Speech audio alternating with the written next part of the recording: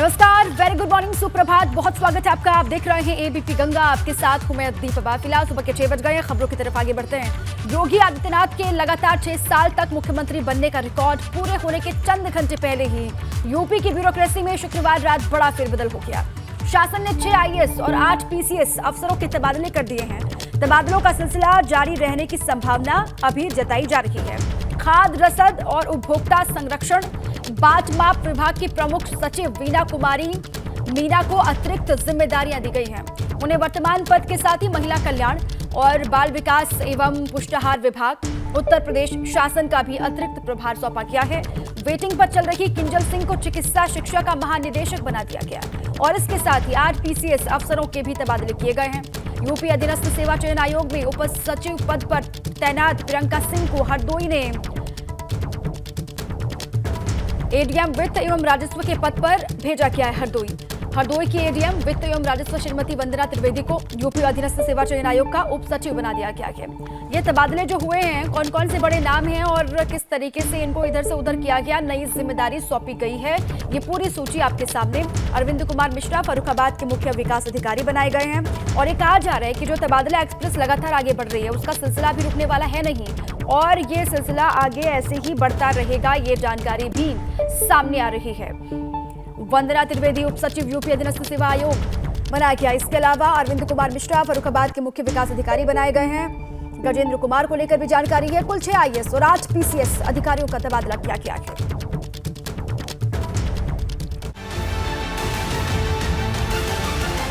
मैं आदित्यनाथ योगी ईश्वर की शपथ लेता हूं।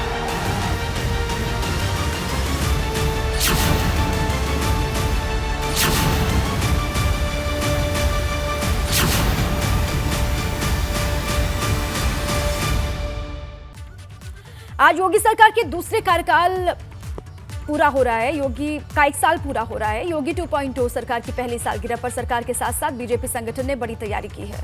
मुख्यमंत्री योगी आदित्यनाथ जहां लखनऊ में प्रेस कॉन्फ्रेंस करके सरकार की उपलब्धियां गिनाएंगे, उपलब्धियों के बारे में विस्तार से जानकारी देंगे, तो वहीं सरकार के मंत्री, सांसद, विधायक अलग अलग जिलों में जाकर के सरकार की उपलब्धियों को गिनाने का काम करेंगे।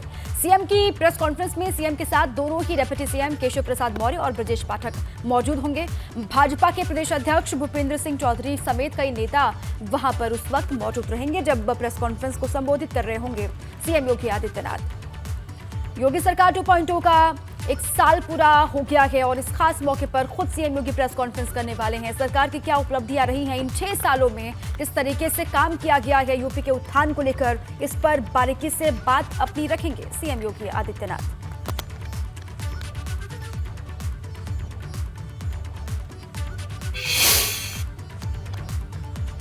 योगी सरकार 2.0 का पहला साल पूरा होते ही लगातार 6 साल 6 दिन तक मुख्यमंत्री के पद पर बने रहने का रिकॉर्ड योगी अपने नाम कर लेंगे। वैसे उन्होंने 1 मार्च को सबसे ज्यादा दिन 5 साल 346 दिन तक मुख्यमंत्री रहने का पूरा कर लिया था।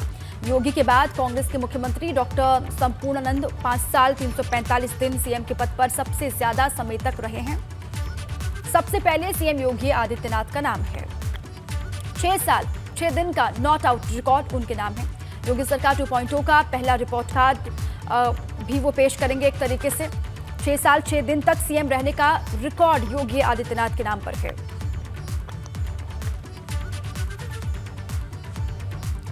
उत्तर प्रदेश योगी सरकार 2.0 के 1 वर्ष पूरे होने पर उत्तर प्रदेश के वित्त मंत्री सुरेश खन्ना से एबीपी गंगा ने तमाम सारे मुद्दों पर बात की, जिसमें उन्होंने कानून व्यवस्था को सरकार की सबसे बड़ी उपलब्धि बताई। उनसे बात की हमारे संवाददाता अनुभव शुक्ला ने, आपको सुना दें।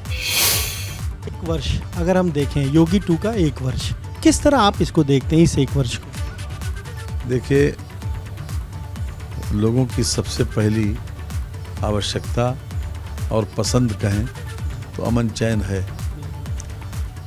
आज योगी की सरकार में सबसे बड़ा परसेप्शन ये बना कि हम सुरक्षित हैं, हम अमन चैन से हैं और लॉ एंड ऑर्डर की स्थिति दिन प्रतिदिन बेहतर हुई है। कानून व्यवस्था की आप बात कर रहे हैं, जो बुलडोजर वो एक सिंबल बन गया लॉ एंड ऑर्डर को बेहतर करने का, और इस तरीके से 1 वर्ष में हमने बहुत सारा देखा कि माफियाओं के खिलाफ कार्रवाई हुई है। आगे भी इस तरह की चीज़ें जारी रहेंगी? देखिए, मैंने कहा ना, कि ये केस टू केस पर क्या निर्भर करता है, कहाँ पर किस बात की आवश्यकता है, इसके लिए सक्षम लोग तय करते हैं। और कोई भी उद्देश्य केवल एक ही है कि लोगों को एक शांति का माहौल देना, एक अमन चैन का माहौल देना, क्योंकि हम डेवलपमेंट चाहते हैं। ये सरकार दोबारा इसी आधार पर बनी कि लोगों में हमने ये कहा था कि जो भी हमने चुनाव में वादे किए थे वो पूरे किए, और उसके बाद जब दोबारा हम आए तो भी लगातार हम इस बात की कोशिश कर रहे हैं कि हम जो भी हमने अपने संकल्प पत्र में वादे किए हैं वो सभी पूरे हों। और हमारे मुख्यमंत्री जी बहुत संजीदगी से उस दिशा में आगे बढ़ रहे हैं, और हमारे बजट में भी उसकी एक झलक देखी जा सकती है कि जो कुछ भी हमने कहा है उसको हम परफॉर्म करें। तो ये आपने सुना क्या कहना है सरकार के 1 वर्ष पूरे होने पर। यूपी सरकार के वित्त मंत्री सुरेश खन्ना का साफ तौर पर कह रहे हैं कि जो लॉ एंड ऑर्डर मेंटेन किया, यही वजह रही कि 37 वर्षों बाद यूपी में कोई सरकार रिपीट हुई, और सरकार का रिपीट होना ही लोगों ने जो इसको कहीं ना कहीं सर्टिफिकेट दिया कि वो इस सरकार को पसंद करते हैं, वो सर्टिफिकेट है। आगे भी फोकस कह रहे हैं कि लोगों को रोजगार देने पर होगा और यूपी को देश में नंबर 1 बनाने पर होगा। कैमरे में मेहदी हसन के साथ अनवर शुक्ला, एपी गंगा, लखनऊ। और अब बात स्कूल पर हाईटेंशन की मार, बच्चों की जिंदगी का सवाल, क्योंकि सोनभद्र में 378 स्कूलों के ऊपर हाईटेंशन के तार झूल रहे हैं, जिन्हें हटाने के लिए बिजली विभाग 156 करोड़ मांग रहा है।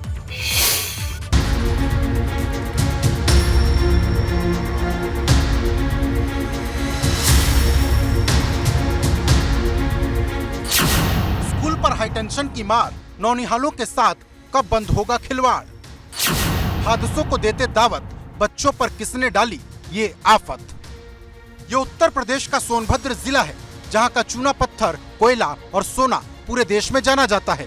इसे ऊर्जा की राजधानी भी कहते हैं, लेकिन इसी सोनभद्र में स्कूली बच्चों की जान को खतरे में डाला जा रहा। अगर यकीन नहीं आता तो स्कूल के ऊपर से गुजरते इस हाई टेंशन तार को देख लीजिए, खुद टेंशन में आ जाएंगे, क्योंकि स्कूल के ऊपर से बड़े हाई टेंशन के तार गुजर रहे हैं, जो बड़े हादसे को खुलेआम दावत दे रहे। लेकिन इसके बाद भी छात्र स्कूलों में पढ़ने जाते हैं। 2 साल पहले एक बच्चे पर हाईटेंशन का तार गिर गया था, उस बच्चे का हाथ पैर काटना पड़ गया था। प्लेट धोने के लिए देखे कि खाली है, तो प्लेट धो करके जैसे हम घूम रहे थे हाथ झाड़ते हुए, तो ऐसी स्टेबल वाला तार में लाइन आ गया था, इसी जगह ट्रांसफार्मर था, शर्ट में एक तरफ के पूरा मतलब खींच लिया। अभी एक ठो हाथ कट गया है मेरा, अब एक ठो पैर कट गया है, इधर पूरे साल में जल गया है। ये एक ठो हाथ, ये भी हाथ मतलब जल चुका है। सोनभद्र में 2261 परिषदीय विद्यालय चलते हैं, जिसमें 378 स्कूल ऐसे हैं जिनके ऊपर से हाईटेंशन तार गुजरते हैं, जिसकी शिकायत शिक्षक कई बार अधिकारियों से कर चुके हैं, लेकिन अभी तक कोई सुनवाई नहीं हुई। ऐसे में जुलाई में जब फिर से स्कूल खुलेंगे तो बच्चों की जान पर हर समय खतरा बना रहेगा। 11,000 वोल्ट का, जैसा कि आप देख ही रहे हैं, तार गया हुआ है प्रांगण से, और ये मतलब ये समस्या कभी बहुत भयंकर रूप ले सकती है। कई बार इसके लिए एप्लीकेशन भी हम लोग दिया गया, हम लोग को विभाग से भी मांगा गया, लेकिन बिजली विभाग में भी एप्लीकेशन दिया गया, लेकिन ये तार हटा नहीं अभी तक। ये हट जाता तो सही रहता, क्योंकि डर लगा रहता है। हालांकि स्कूल टाइम में तो कोई दिक्कत नहीं हम लोग देखते हैं, लेकिन स्कूल टाइम के बाद बच्चों का थोड़ा सा वो खतरा रहता है, कोई अगर चढ़ गया, लापरवाही करेगा तो दिक्कत हो सकता है। सोनभद्र में सब भगवान भरोसे चल रहा, क्योंकि हाई टेंशन के तार को हटाने के लिए बिजली विभाग ने स्कूलों से 156 करोड़ रुपए की मांग की है, जिसकी जानकारी बेसिक शिक्षा अधिकारी ने निदेशालय को दे दी, लेकिन शासन की तरफ से अभी तक कोई जवाब नहीं आया। हमारे लगभग 200 विद्यालय ऐसे हैं जिनकी बाउंड्री वाल के ऊपर से जो तार हैं वो निकलते हैं। इन सभी का एस्टीमेट बनवा लिया गया है और शासन संस्थाओं को दिया गया है। जैसे इसमें धनराशि मिलती है, इसको तत्काल हटाने की कार्रवाई। इसको हटाने के लिए जो है रिक्वेस्ट आया था बीएसए के यहाँ से, तो हमने एस्टीमेट उनको प्रेषित कर दिया है। लगभग 1 करोड़ का एस्टीमेट है। एस्टीमेट का भुगतान अभी लंबित है, भुगतान होने के बाद इसको तत्काल करा दिया जाएगा। कितने ऐसे विद्यालय हैं जिनके ऊपर से हाई टेंशन तार गई है?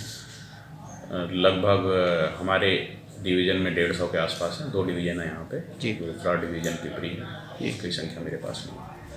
लेकिन बड़ा सवाल इस बात का है कि हजारों बच्चों की जिंदगी दांव पर लगी है और कोई सुनवाई को तैयार नहीं। ये सवाल इसलिए भी क्योंकि जब किसी गांव में किसी सांसद, किसी मंत्री या विधायक का दौरा होता है तो बिना बजट के ही बिजली विभाग के अफसर खंभे लगाकर बिजली पहुंचा देते हैं। लेकिन यहाँ सवाल मासूमों की जिंदगी का है, फिर भी सिस्टम कुंभकर्णी नींद सोया है। Bureau report, ABP Ganga. Cooperative चुनाव की जंग समाजवादी पार्टी और भाजपा आमने सामने है। इटावा सहकारी संघ का आज से नामांकन शुरू होगा और आज का दिन बहुत खास है। इटावा में 20 सहकारी संघ हैं और इसके चुनाव को लेकर आज नामांकन होना है। उसको लेकर प्रशासन ने भी पूरी तैयारियां कर ली हैं। शिवपाल सिंह यादव इटावा में कार्यकर्ताओं के साथ बैठक करके रणनीति आगे बना रहे हैं और भारतीय जनता पार्टी भी अपने विजय जुलूस को जारी रखने की तैयारी में है। 29 मार्च को सहकारी संघ का चुनाव होना है। शिवपाल सिंह यादव कार्यकर्ताओं के साथ लगातार मीटिंग कर रहे हैं। एक तरफ सपा की तैयारी है तो दूसरी ओर भाजपा ने भी जीत के लिए पूरी ताकत अपनी झोंक रखी है। अब जीत किसको मिलेगी इसका इंतजार भी, लेकिन चुनाव के लिए आज नामांकन होना है। पंजाब से भागे अमृतपाल की यूपी उत्तराखंड में तलाश तेज कर दी गई है। दोनों राज्यों में हाई अलर्ट है। बॉर्डर पर सर्च ऑपरेशन तेज कर दिया गया। भारत नेपाल बॉर्डर के इलाके बहराइच, लखीमपुर खीरी, पीलीभीत, गोरखपुर, कुशीनगर, बरेली में सघन तलाशी लगातार हो रही है। सूत्र ये बता रहे हैं कि कुछ लोगों को एनआईए ने हिरासत में भी लिया हुआ है, जिनसे लगातार अमृतपाल के बारे में पूछताछ की जा रही है। एनआईए ने कुछ लोगों को हिरासत में लिया। सूत्रों के हवाले से जानकारी मिली। अमृतपाल को ढूंढने की जो कवायद है वो और तेज हो चली है। अलग अलग हिस्सों में जो बॉर्डर वाले इलाके हैं वहां पर पुलिस के अधिकारी अलग अलग हिस्सों में लगातार दबिश दे रहे हैं और कुछ लोग जिनको हिरासत में एनआईए ने लिया है उससे भी हो रही है पूछताछ। खालिस्तान समर्थक अमृतपाल सिंह को लेकर उत्तराखंड में अलर्ट है। खुफिया इनपुट है कि अमृतपाल उत्तराखंड के रास्ते नेपाल भाग सकता है और इसलिए पुलिस अलर्ट मोड पर है। अमृतपाल को लेकर पुलिस कोटद्वार में भी अलर्ट है। कोटद्वार सीमा से लगे सभी बॉर्डर पर सघन चेकिंग अभियान चलाया जा रहा है और दूसरे राज्यों से आने वाले वाहनों की भी तलाशी यहां पर ली जा रही है। बताया था कि नेपाल वगैरह के जान गए थे या हो सकता है उत्तराखंड आने की समय, उसी के तहत हमारी डीजीपी महोदय ने एक पूरे स्टेट में एक सघन अभियान चला रखा है। उसी के तहत हमारा यहाँ जनपद पौड़ी गढ़वाल के एक महत्वपूर्ण चेकपोस्ट कौड़िया बैरियर है जो कि हमारे नजीबाद बिजनौर बॉर्डर से पड़ती है, अति संवेदनशील है। इस पर भी हमारे दिन रात में लगातार चेकिंग अभियान जारी है। और उधर अमृतपाल सिंह को लेकर रुद्रपुर और खटीमा में भी अलर्ट मोड पर पुलिस प्रशासन है। बॉर्डर पर पुलिस वाहनों की लगातार चेकिंग कर रही है। आशंका यह है कि अमृतपाल किसी श्रद्धालु के वेश में पुलिस को चकमा देकर के उत्तराखंड में दाखिल हो सकता है और वो उत्तराखंड के रास्ते नेपाल भाग सकता है और इसलिए पुलिस ने चौकसी वहां पर बढ़ा दी है। रुद्रपुर में पुलिस होटलों में भी लगातार तलाशी अभियान तेज कर रही है। दो तस्वीर आप देख रहे हैं। रुद्रपुर और खटीमा में अमृतपाल सिंह को लेकर किस तरीके से दबिश दी जा रही है और किस तरीके से अलग अलग हिस्सों में तलाशी ली जा रही है, उसी की तस्वीर आप देख रहे हैं। गुजरात के 17 जेलों में एक साथ रेड पड़ी है। साबरमती जेल में भी पुलिस का छापा पड़ा है। कुछ जेल से मोबाइल फोन मिलने की खबर आ रही है। पुलिस के साथ स्नीफर डॉग भी वहां पर मौजूद। साबरमती जेल में बंद है डॉन अतीक अहमद, ये आप जानते हैं और इसीलिए ये खबर अहम हो जाती है। गुजरात के 17 जेलों में एक साथ रेड पड़ी है। साबरमती जेल में बंद अतीक अहमद, वहां पर भी पुलिस का छापा। कुछ जेल से खबर यह है कि मोबाइल फोन की बरामदगी हुई है और पुलिस के साथ स्नीफर डॉग भी वहां पर मौजूद रहे। साबरमती जेल में बंद इस वक्त डॉन अतीक अहमद है और गुजरात के 17 जेलों को लेकर के जानकारी मिल रही है जहां पर एक साथ छापा मारा गया है। पुलिस के साथ स्नीफर डॉग वहां पर मौजूद। साबरमती जेल में भी बताई जा रही है ये बात कि वहां पर भी अधिकारी पहुंचे, छापा वहां पर भी मारा गया है और इस वक्त डॉन अतीक अहमद साबरमती जेल में ही बंद है। गुजरात के 17 जेल जहां पर एक साथ रेड पड़ी गुजरात में और कुछ जेलों से खबर यह है कि मोबाइल फोन भी हासिल हुए हैं पुलिस के अधिकारियों को या फिर जो टीमें वहां पर पहुंची उनको। अलग अलग जेलों से क्या कुछ और हासिल हुआ, क्या कुछ और मिला है, इसको लेकर भी जो डिटेल्स हैं वो धीरे धीरे सामने आते रहेंगे। बहरहाल खबर अहम हो जाती है। गुजरात के 17 जेलों में एक साथ रेड पड़ी। साबरमती जेल में भी पुलिस का छापा पड़ा और स्नीफर डॉग के साथ पुलिस वहां पर पहुंची।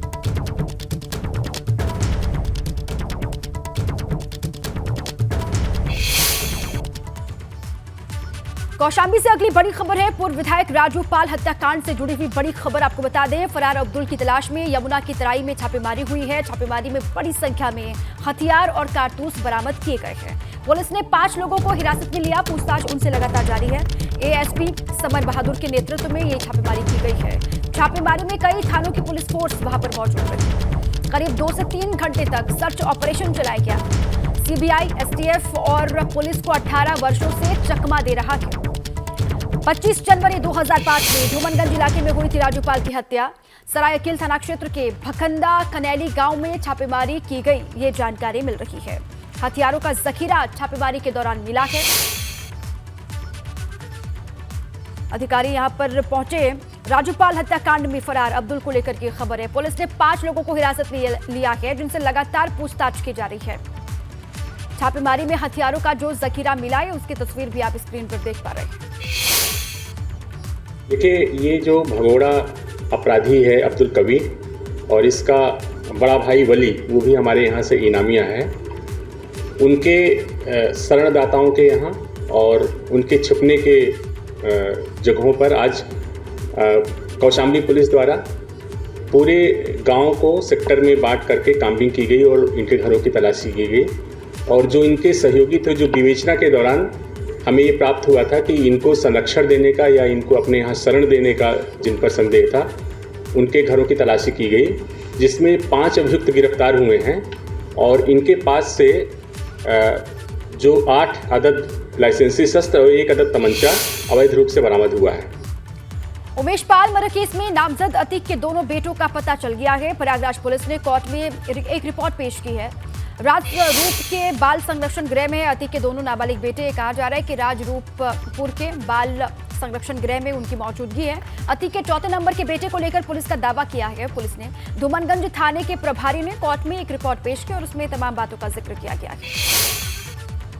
प्रयागराज के चर्चित उमेश पाल शूटआउट केस में नामजद किए गए माफिया अतीक अहमद के 2 नाबालिग बेटों एहजम और आबान के कथित तौर पर लापता होने के मामले में 1 महीने से मचा सस्पेंस आज खत्म हो गया है। दरअसल प्रयागराज पुलिस ने आज सीजीएम कोर्ट में अपनी रिपोर्ट पेश की है। रिपोर्ट में साफ तौर पर कहा है कि एहजम और आबान प्रयागराज के राजरूपपुर इलाके के बाल संरक्षण गृह में दाखिल किए गए हैं। वो इसी बाल संरक्षण गृह में रखे गए हुए हैं। लगातार खिंचता चला जा रहा था, सस्पेंस लगातार बढ़ता चला जा रहा था। बहरहाल आज 1 महीने के बाद प्रयागराज पुलिस ने अपनी रिपोर्ट कोर्ट में पेश की है, जिसमें साफ तौर पर यह कहा है कि एहजम और आबान नाम के अतीक अहमद के जो 2 नाबालिग बेटे हैं वो प्रयागराज के राजरूपपुर इलाके के बाल संरक्षण गृह में हैं। हालांकि इस बारे में जो शाइस्ता परवीन के वकील हैं, उनका कहना है कि वो खुद बाल संरक्षण गृह जाएंगे, बच्चों से मिलने की कोशिश करेंगे, फिजिकल वेरिफिकेशन करेंगे और पूरी रिपोर्ट सोमवार को कोर्ट के सामने रखेंगे। सोमवार यानी 27 मार्च को इस मामले में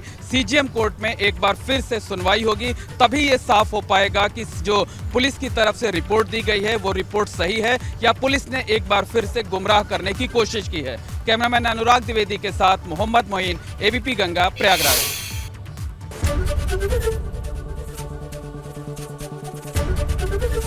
एबीपी गंगा, खबर आपकी, जुबान आपकी।